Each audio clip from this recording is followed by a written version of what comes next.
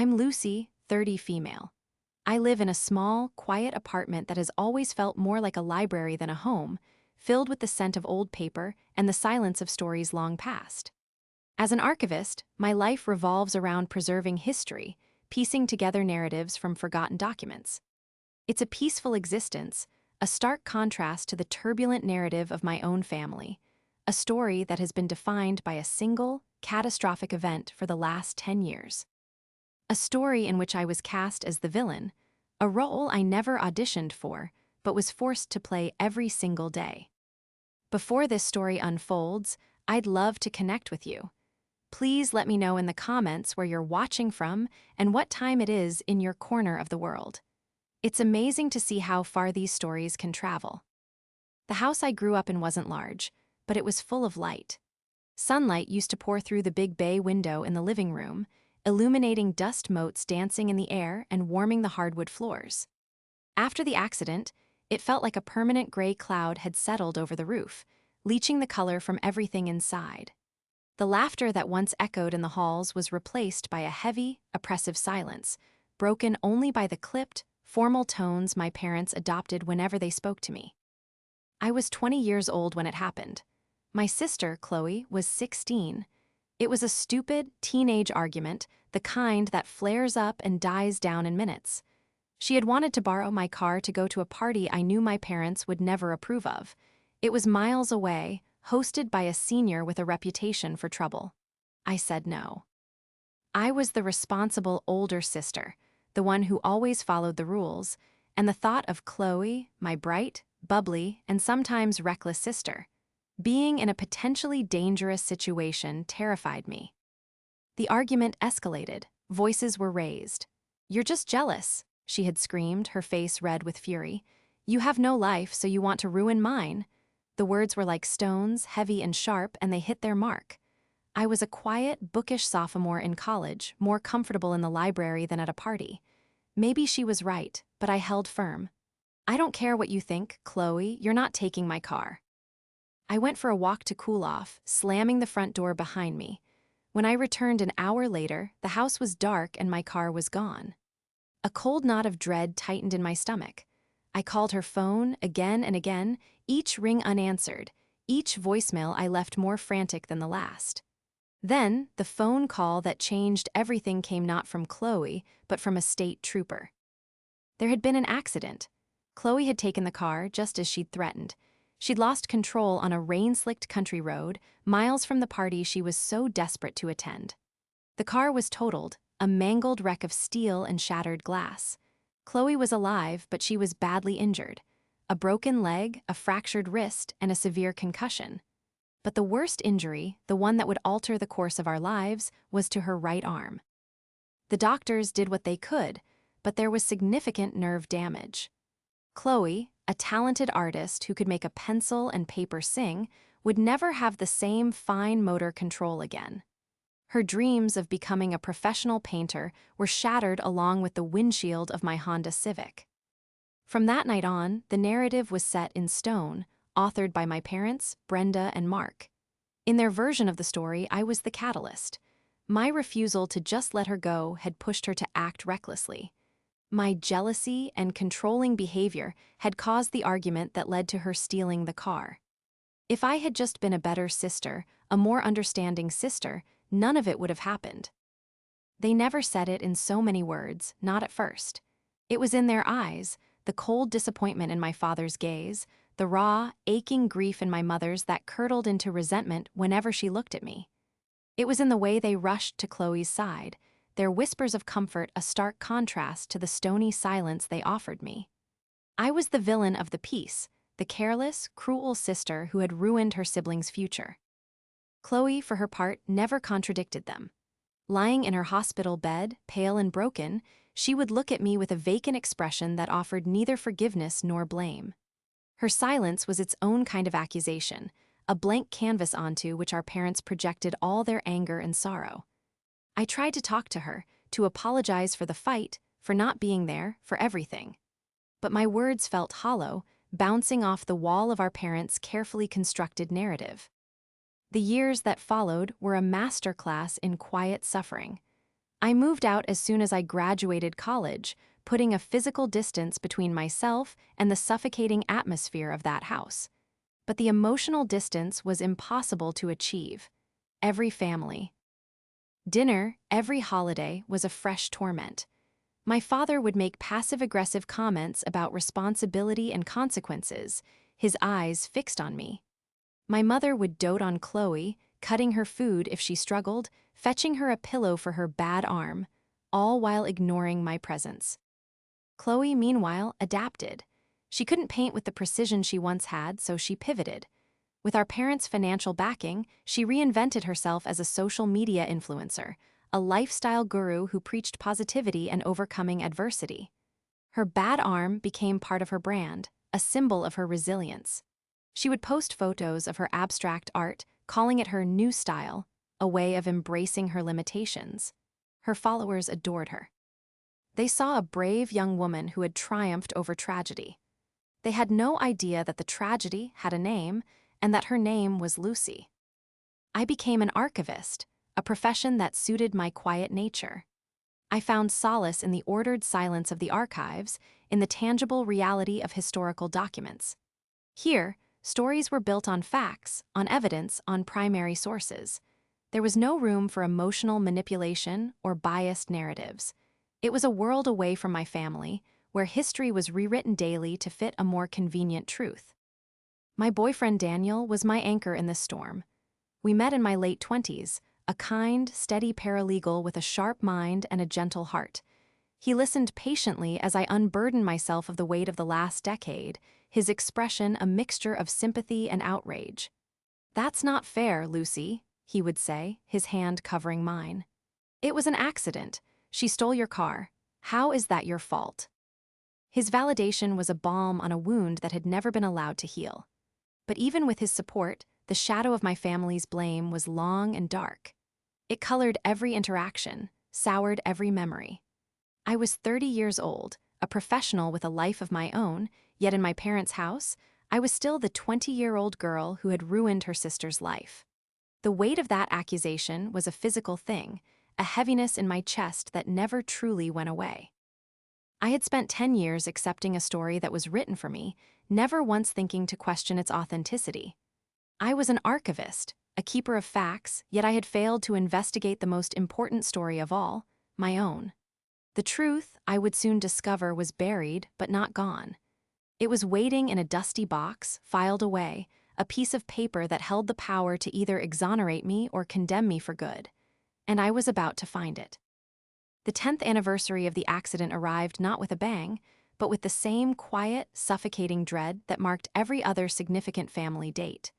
My mother, Brenda, insisted on a small family dinner to commemorate the occasion. Her choice of words was deliberate and sharp. It wasn't a celebration of Chloe's survival, but a solemn remembrance of her sacrifice, a day to reflect on all she had lost, and, implicitly, a day to remember who was to blame. I considered refusing, making up an excuse about work or a prior commitment with Daniel. But I knew that would only feed their narrative of me as the callous, unfeeling daughter. It would be seen as another sign of my guilt, my inability to face what I had done. So, with a heavy heart and a practiced, neutral expression, I agreed to attend. Daniel offered to come with me, to be my shield, but I declined. His presence would only be seen as an intrusion, a foreign element in their carefully controlled ecosystem of blame. This was a penance I had to serve alone.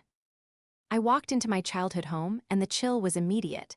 It wasn't a physical cold, but an emotional one that seeped into my bones. My father, Mark, was in his armchair, reading the financial news, the paper held up like a fortress. He grunted a hello without looking up. My mother was in the kitchen, her movements sharp and precise as she arranged store-bought appetizers on a platter. She offered me a tight, brittle smile that didn't reach her eyes. "Lucy, you're on time." It wasn't a compliment. It was an observation laced with surprise, as if my punctuality was an unexpected deviation from my usual disappointing behavior. Chloe was already there, of course, perched on a stool at the kitchen island, scrolling through her phone. She was the sun around which my parents' world orbited, and she had dressed the part in a bright, stylish dress that probably cost more than my monthly grocery bill. She looked up, her expression a careful blend of fragility and strength, the persona she had perfected for her online audience. "Hey, Luce," she said, her voice soft. "Glad you could make it." The subtext was clear. Glad you had the decency to show up and pay your respects to the life you ruined. Dinner was a torturous affair. The conversation was stilted, a minefield of forbidden topics. We couldn't talk about my work because it was a reminder thaw. I had a successful career while Chloe's had been cut short. We couldn't talk about Chloe's work as an influencer because it would inevitably lead back to her inspirational story of overcoming the accident.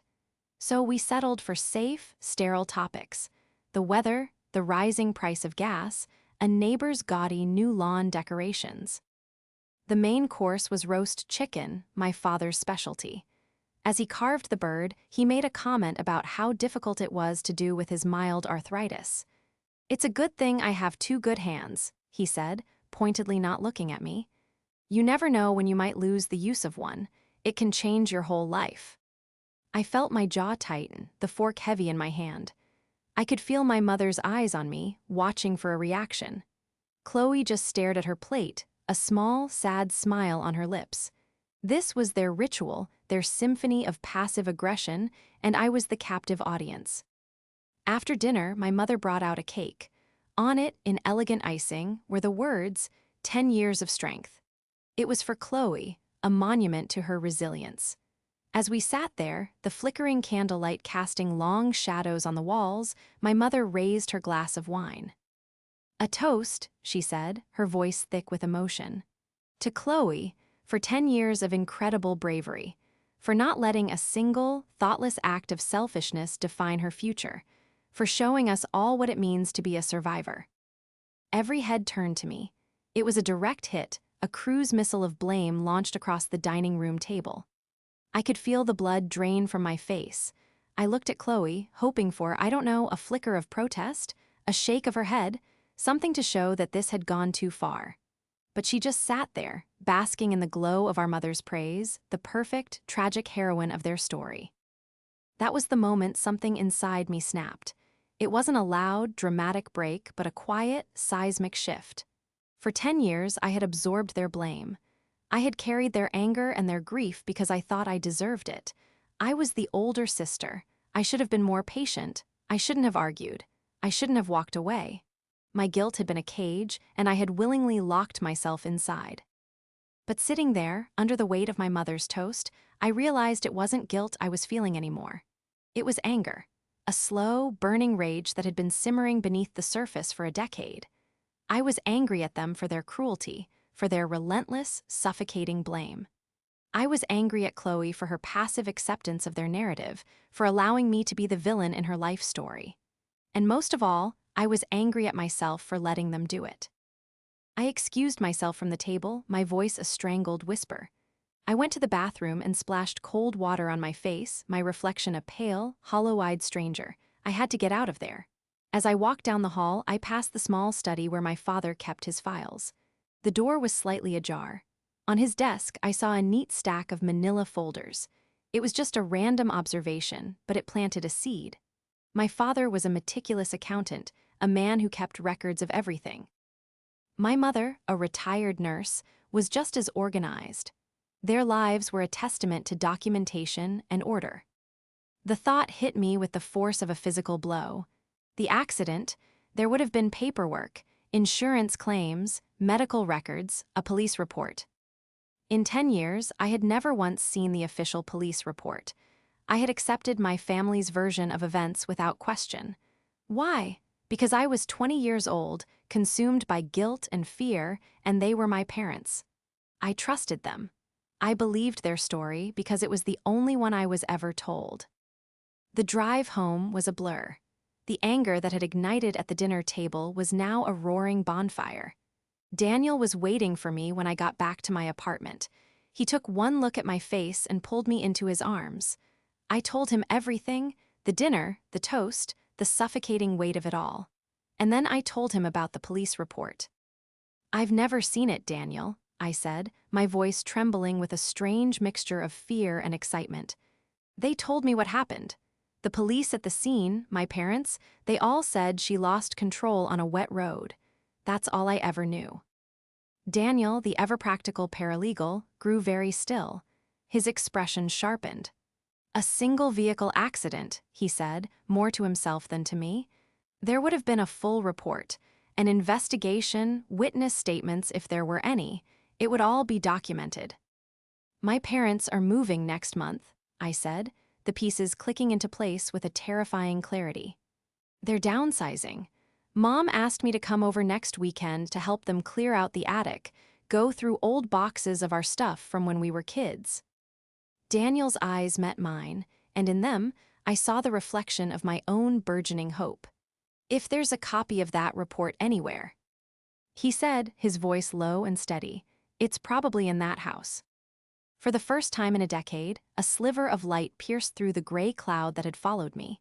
The story of the accident had always been a monologue, delivered by my parents and sister. But a police report, that was a different kind of story. It wasn't based on emotion or blame. It was based on facts. And I, the family archivist, the keeper of records, was finally going to read it. I was going to uncover the official story, no matter what it said. The truth had been buried for 10 years. It was time to start digging. The following Saturday, I drove to my parents' house armed with a forced smile and a stomach full of nerves. The air was thick with the bittersweet scent of packing tape and memories. Boxes were everywhere, labeled in my mother's neat, clinical script. Kitchen linens, holiday decorations, Mark's office supplies. It was a house being dismantled, a life being neatly packed away. And somewhere in the chaos, I hoped, was the key to my own.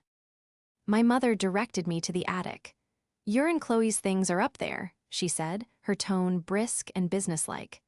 "Childhood drawings, school projects, old toys. I don't have the heart to go through it all. Decide what you want to keep and what we can throw away."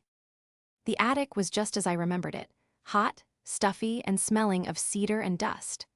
Sunlight streamed through a single grimy window, illuminating a landscape of forgotten treasures and discarded junk. In one corner stood my old dollhouse, a silent, miniature ghost of a happier time. In another, Chloe's old easel, splattered with the ghosts of paintings that would never be finished. And against the far wall, there was a mountain of cardboard boxes, all labeled with either Lucy or Chloe. But I wasn't looking for my old report cards or Chloe's ballet trophies. I was looking for something else. My parents, meticulous to a fault, would never have thrown away important documents. Financial records, medical histories, legal papers, they would all be filed and stored. But where? I started with the boxes labeled with my name, my heart pounding with a nervous rhythm. I sifted through old diaries, concert ticket stubs, and awkward high school photos. It was a strange, emotional journey through my own past, a life before the accident, a version of myself I barely recognized. But there were no legal documents, no manila folders, nothing that looked official. Next, I moved on to Chloe's boxes. It felt like a violation, an invasion of her privacy, but my desperation overrode my guilt. Her boxes were much like mine, filled with the artifacts of a suburban childhood. Then, at the bottom of a box filled with art supplies, I found it. It wasn't the police report itself, but it was a start. It was a thick folder labeled Chloe Medical 2015. My hands trembled as I opened it. Inside was a dizzying collection of documents: hospital admission forms, doctor's notes, physical therapy assessments, and bills. So many bills. I scanned the pages, my eyes catching on medical jargon and sterile descriptions of Chloe's injuries. It was a stark, clinical account of the night that had been described to me in such emotional, accusatory terms. But the police report wasn't there. I felt a surge of frustration. Of course, it wouldn't be that easy. Why would they keep the medical files with her childhood drawings? It didn't make sense. I sat back on my heels, the dust motes dancing in the sunbeam, and I thought about my parents. My father, the accountant, my mother, the nurse, they were creatures of habit and order. They had their systems. Where would they store something as important as a car accident file? Not with childhood memorabilia. It would be with other important household documents. I left the attic and went downstairs. The house was quiet. My mother was in the garden, and my father had gone out to run errands. This was my chance. I went to the study, the same room I had glanced into on the night of the anniversary dinner. It was the nerve center of the house, the place where the family's life was documented and organized. The large filing cabinet in the corner was locked. Of course, it was. My father was a man who valued his privacy. I jiggled the handle, but it was solid. Defeated, I slumped into his desk chair. My eyes scanned the room, searching for an answer. And then I saw it. Taped to the side of his computer monitor was a small sticky note. On it, in my mother's handwriting, was a series of numbers. It was too long to be a phone number. Could it be? With a surge of adrenaline, I tried the numbers on the filing cabinet's combination lock. On the third try, I heard a soft click. The drawer slid open. My heart was hammering against my ribs. The cabinet was organized alphabetically. I ran my fingers along the tabs: auto insurance, bank statements, contracts. And then I saw it. A folder simply labeled the accident. It felt heavier than a normal folder, weighted with the significance of the last 10 years. My hands shook so badly I could barely pull it out.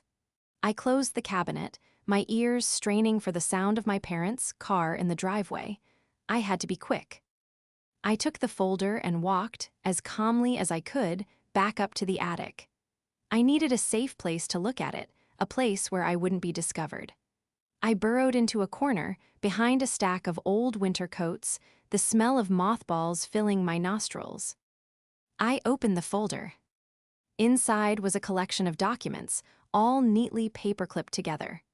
There were copies of the insurance claims, the estimate from the auto body shop, and a letter from our insurance company. And there, at the very bottom, was a multi-page document with the official letterhead of the state police. The police report.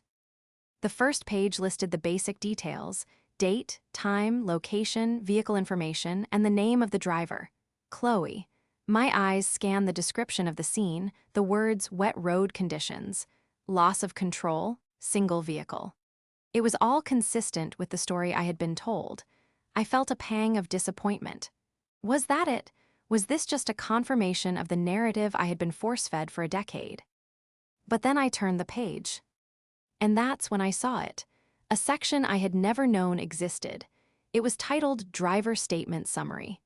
And beneath it, a paragraph detailing the conversation the responding officer had with my sister at the scene. My eyes flew across the words, my brain struggling to process what I was reading. And then I saw the other section, Toxicology Report. My breath caught in my throat. I read the words once, twice, a third time. The world tilted on its axis. The dusty, quiet attic seemed to shrink around me, the air growing thick and heavy. The story I had been told, the story that had defined my life for 10 years, was a lie. Everything I thought I knew about that night, about my sister, about my own guilt, was wrong. The piece of paper in my hands was not just a police report. It was a bomb. And the carefully constructed world my parents had built around Chloe's victimhood was about to be blown to pieces. I took out my phone, my fingers fumbling as I took a clear, high-resolution photo of every single page in that folder. I had the evidence. I had the truth, and I had no idea what to do with it. Back in the sterile silence of my own apartment, the photographs of the police report glowed on my laptop screen, a beacon of truth in a sea of lies. I had called Daniel the moment I left my parents' house, my voice a choked, unsteady thing. He had met me at my door, his expression of concern turning to one of stunned disbelief as I laid out the contents of the folder. Now we sat side by side on my sofa, the legal documents spread across the coffee table, a landscape of deceit. Daniel, with his paralegal's eye for detail, was pointing out the inconsistencies, the omissions, the outright fabrications in the story my family had told. "Look here," he said, his finger tapping the screen. The officer's summary of Chloe's statement at the scene. She told him she swerved to avoid a deer. I stared at the words. A deer. In 10 years, in all the retellings of that night, no one had ever mentioned a deer. The story was always the same. She was upset, she was driving too fast, the road was slick, she lost control. The blame was always placed squarely on her emotional state, a state that was, in turn, blamed on me. The deer was a new character in this drama, a random act of nature that shifted the narrative away from human culpability. Why would they leave that out? I whispered, the question hanging in the air. Because a deer is no one's fault, Daniel said, his voice grim. It's a random accident, but a story about a reckless, heartbroken girl who crashes her car after a fight with her cruel older sister. That's a story with a villain, and they needed a villain. He was right. My parents hadn't just omitted a detail, they had curated a narrative. They had selectively edited the truth to create a story that fit their needs, a story that provided a target for their grief and anger. Me. But the deer was just the opening act. The main event, the part that made my blood run cold, was on the next page, under the heading Toxicology Report. Chloe's blood alcohol content, taken at the hospital an hour after the crash, was 0.09. Over the legal limit. I felt a wave of nausea. She had been drinking. The 16-year-old sister I had been trying to protect, the one I didn't want going to that party, had not only stolen my car, but she had done it after consuming alcohol. She was drunk, I said, the words tasting like poison in my mouth. She was driving drunk. And that, Daniel said, his voice low and firm, is why she crashed the car, Lucy. Not because of a fight with you, not because of a deer, because she was intoxicated. This wasn't Jew. Sent an accident. This was a crime. She could have been charged with a DUI. Suddenly, everything made sense. My parents' fierce, unwavering protection of Chloe. Their immediate and aggressive assignment of blame to me. It wasn't just about grief. It was about control. It was a calculated, deliberate strategy to protect Chloe from the legal and social consequences of her actions. If the truth had come out, Chloe would have been the one at fault. She would have faced legal charges. Her name would have been in the paper. Her future, her reputation, would have been tarnished. So, they buried it. They buried the truth under a mountain of lies, and they put me at the bottom of it, forcing me to bear its weight. They lied, I said, a profound sense of betrayal washing over me. All of them, for 10 years. My mind raced back through the decade of cold shoulders, passive-aggressive comments, and martyred sighs. Every holiday dinner, every birthday, every family gathering had been a performance, a carefully staged play designed to reinforce my guilt and Chloe's victimhood. And Chloe, what was her role in this? Did she know? She must have. She was the one who told the cop about the deer. She was the one who had been drinking. She had watched, for 10 years, as our parents crucified me for an accident that was entirely her fault. She had built her entire online brand on the foundation of this lie, monetizing her tragedy and painting herself as a resilient survivor, all while knowing I was being emotionally tormented for her mistakes. The betrayal was so vast, so profound, it was almost impossible to comprehend. This wasn't a simple misunderstanding. This was a conspiracy.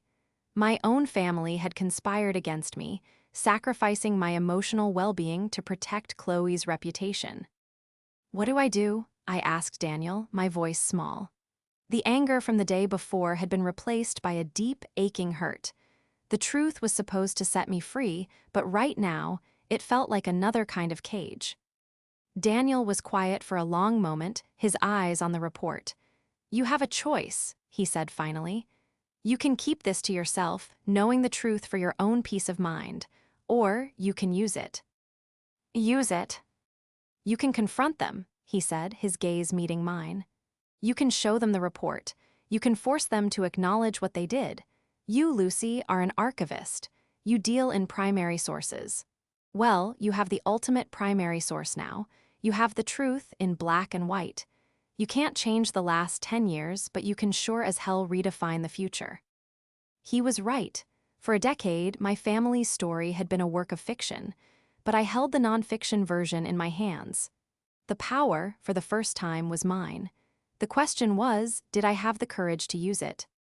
I spent the next few days in a fog. I went to work, mechanically sorting through old documents and cataloging historical records, my mind a million miles away. Every time I looked at a historical document, a letter, a photograph, I thought of the police report sitting on my laptop. Every story has multiple versions, but not all of them are true. The anger began to return, slowly at first, then with a burning intensity.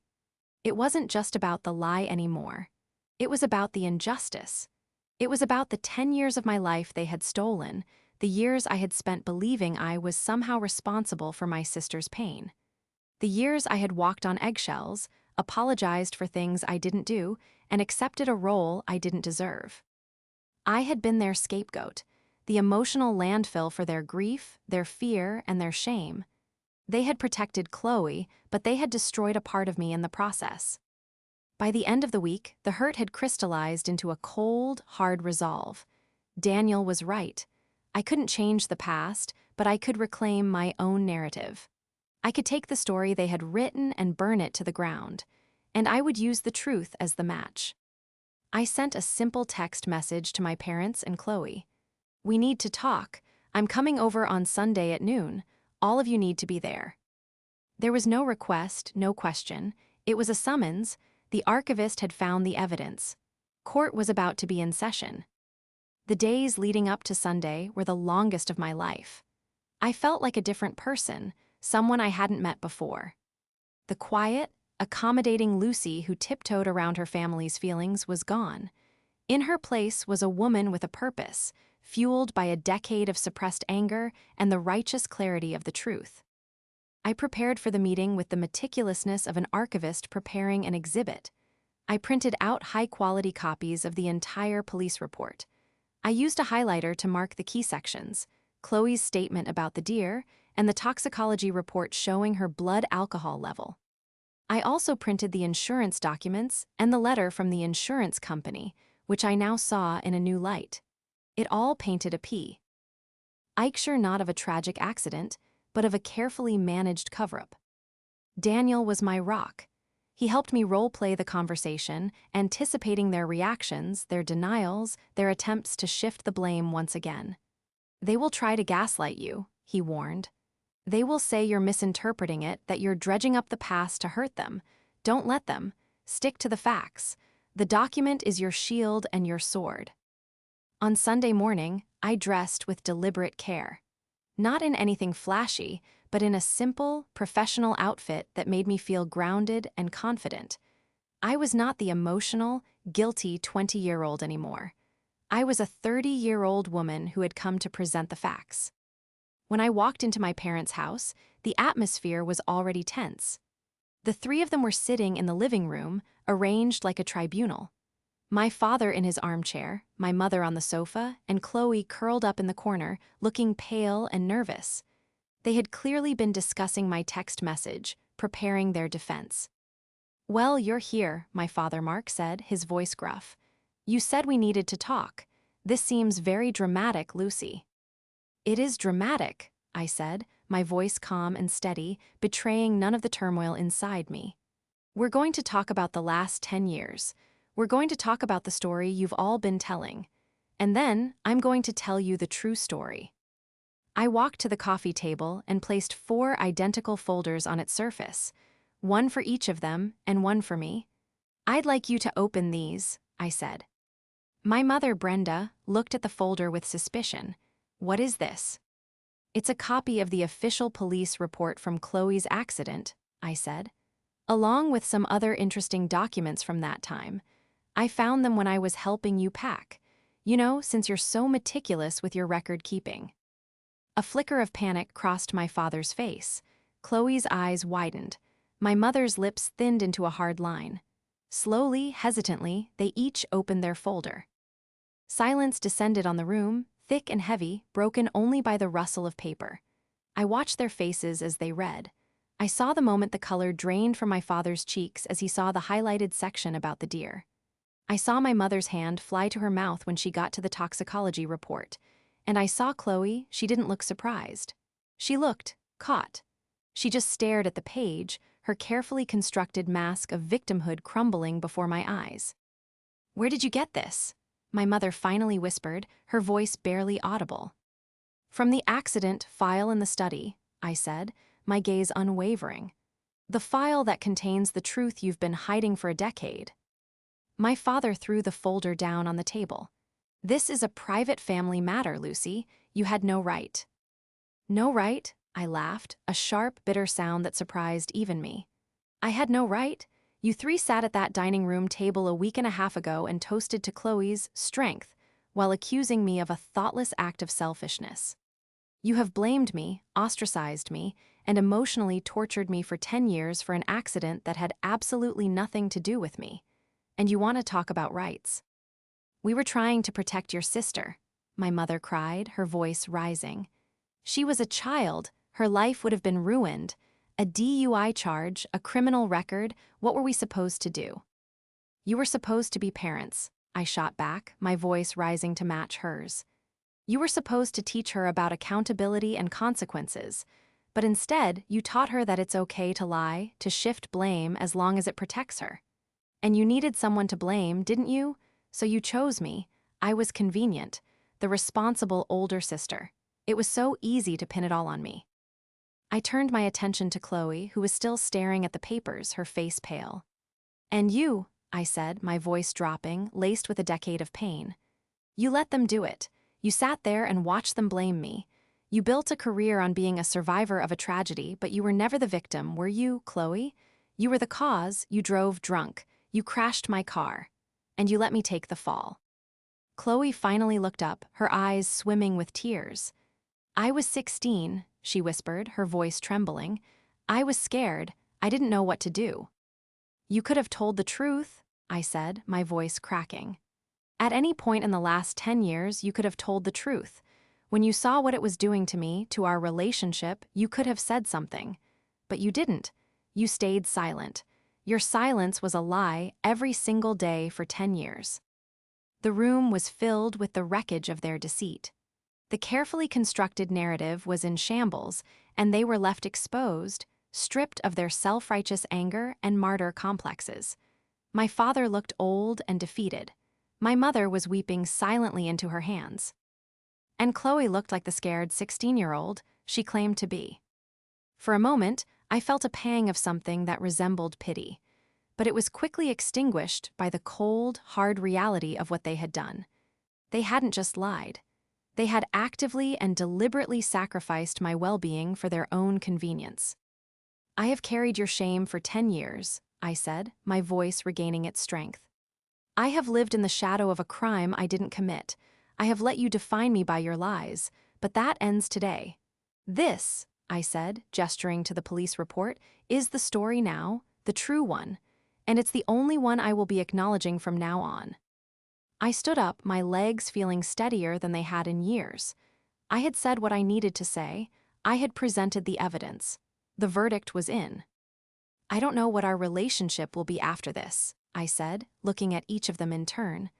I don't know if it can be repaired. That's up to you. But I know one thing for sure. I am done being your villain. I am done carrying your guilt. From this moment on, I am free. And with that, I turned around and walked out of the house, leaving them in the ruins of their decade-long lie.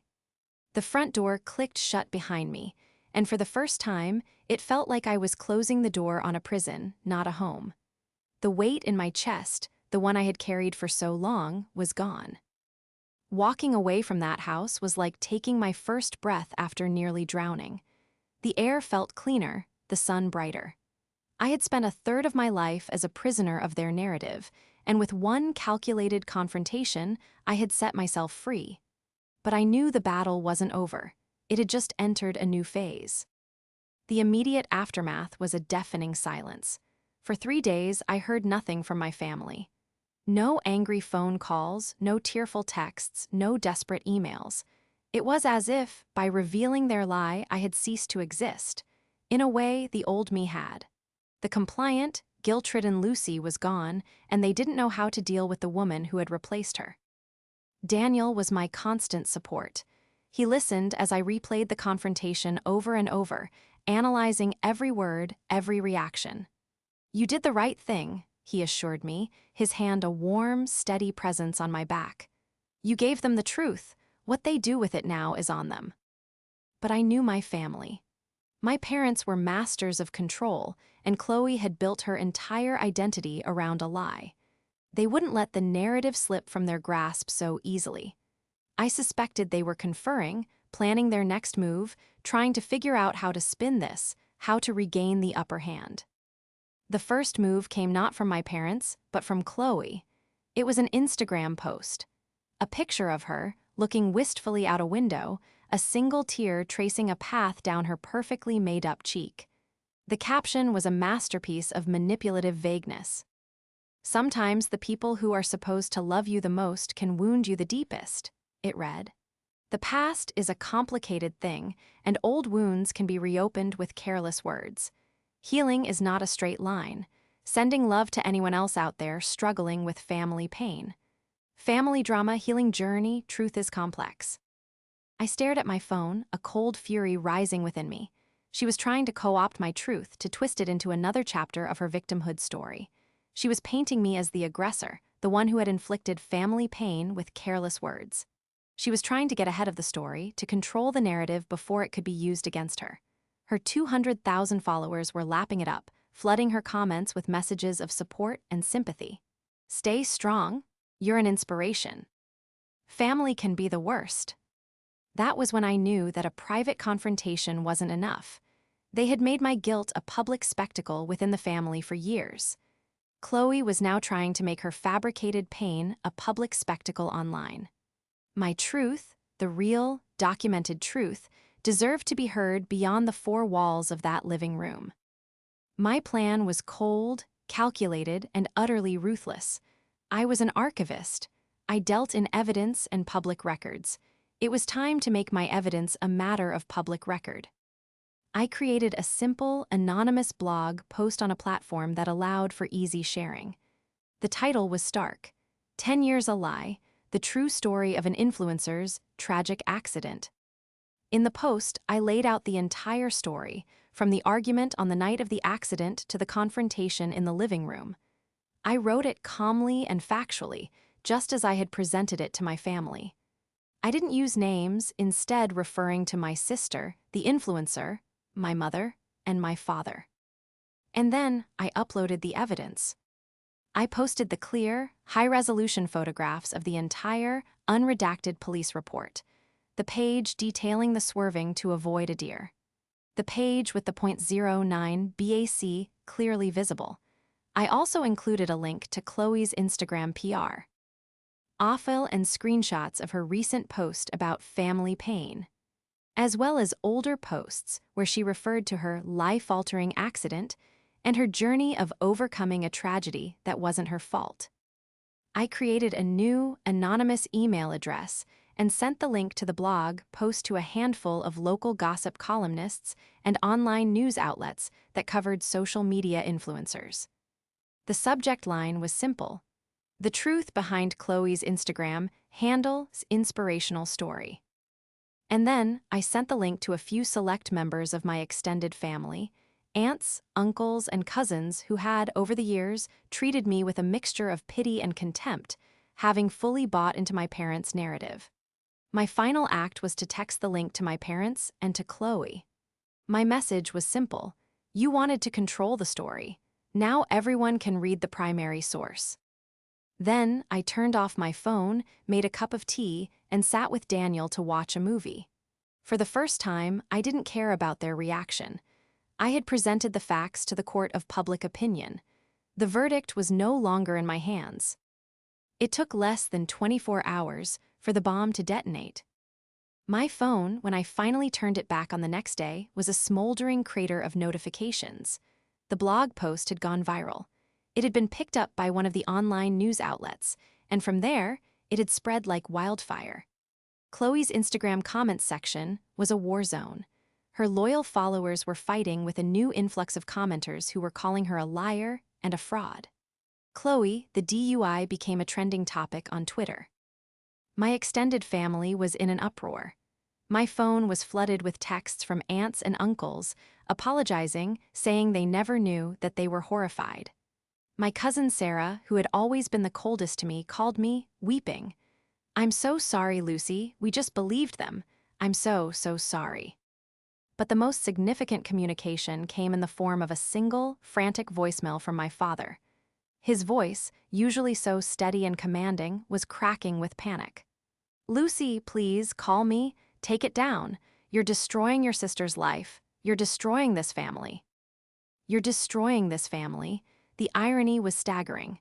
They had been the ones to destroy it, a decade ago, with a lie born of cowardice and shame. I was just the archivist, presenting the historical record of their destruction. I didn't call him back. The fallout was swift and brutal. Chloe lost brand deals.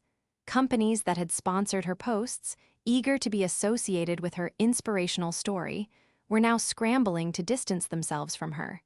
She was forced to disable comments on her Instagram and eventually made her account private. Her career, built on a foundation of lies, had crumbled overnight. My parents became pariahs within the family. At the next family gathering, a barbecue at my aunt's house, they were met with cold stares and awkward silence. No one knew what to say to them. They had been exposed not just as liars, but as cruel and manipulative parents who had sacrificed one daughter to protect the other. I didn't go to that barbecue. I had made my statement. I had presented my evidence. I had no interest in watching the public sentencing. My revenge was not about watching them suffer, it was about reclaiming my own life and my own truth. The calculated revelation had worked. The story was now corrected. The historical record was accurate, and I was finally, unequivocally, free. The months following the revelation were a study in reconstruction. I was not just rebuilding my relationship with my family, but also rebuilding my own identity, an identity that had been defined for so long by a lie I had unknowingly internalized. My relationship with my extended family transformed. The apologies continued to pour in, sincere and heartfelt. I learned to accept them graciously, understanding that they, too, had been victims of my parents' manipulation. The pity and judgment that had once colored their interactions with me were replaced by a newfound respect and admiration. I was no longer poor Lucy, the difficult sister who had caused so much pain. I was Lucy, the woman who had stood up to injustice and spoken the truth. My parents and I entered a period of fragile, tentative communication. There were no grand apologies, no dramatic scenes of reconciliation. Their pride, it seemed, was as deeply ingrained as their capacity for deceit, but there were small shifts. My father started calling me, just to check in, his voice softer, stripped of its usual judgmental edge. My mother sent me a birthday card that simply said, "Thinking of you. Love, Mom." It wasn't forgiveness, and it wasn't an apology, but it was a start. It was an acknowledgement that I existed outside the role of the family scapegoat. I kept my distance, protecting the peace I had fought so hard to win, but I did not cut them off entirely. They were my parents, and their story was a part of mine, even the painful, ugly chapters. The most complicated relationship to navigate was with Chloe. After a month of complete silence, she sent me a long, rambling letter. It was a mess of self-pity, excuses, and justifications, but buried within it were the two words I had waited 10 years to hear: "I'm sorry." She wrote about her fear as a 16-year-old, the pressure from our parents, and how the lie had snowballed, growing larger and more monstrous each year until it had consumed her. She admitted that the influencer persona was a cage, a constant performance of a resilience she didn't feel. The public downfall, she wrote, was humiliating, but also, in a strange way, a relief. She was no longer forced to uphold the lie. I didn't write back, not because I didn't believe her, but because her sorrow was her own to process. Her apology was a necessary step for her, but it was not something I needed to validate. My healing was not dependent on her remorse. I had freed myself. I didn't need her to unlock the cage. My life with Daniel blossomed in the space that the family drama had once occupied. Our relationship, already strong, deepened into a true partnership. He had been my ally, my strategist, and my anchor. With the weight of the past decade lifted, I was lighter, happier, more present. We started talking about the future, about marriage, about building a family of our own, one that would be founded on honesty, trust, and accountability. One afternoon, months after the confrontation, I was at work in the archives, carefully cataloging a collection of old letters from the 19th century. A young intern, new to the job, was struggling to read a particularly difficult piece of correspondence. "How do you do it?" she asked, frustrated. "How do you piece together the real story from all these biased, personal accounts?" I smiled, the answer coming to me with a clarity that was bone deep. "You look for the primary sources," I said. "You find the official records, the documents that were created at the time. The letters and diaries are important, they tell you how people felt. But the facts are in the records. The truth is always there. You just have to be willing to look for it." In that moment, I realized how much my personal and professional lives had converged. I was an archivist of my own life, and I had finally unearthed the most important document of all. The police report had not just given me the facts, it had given me back myself.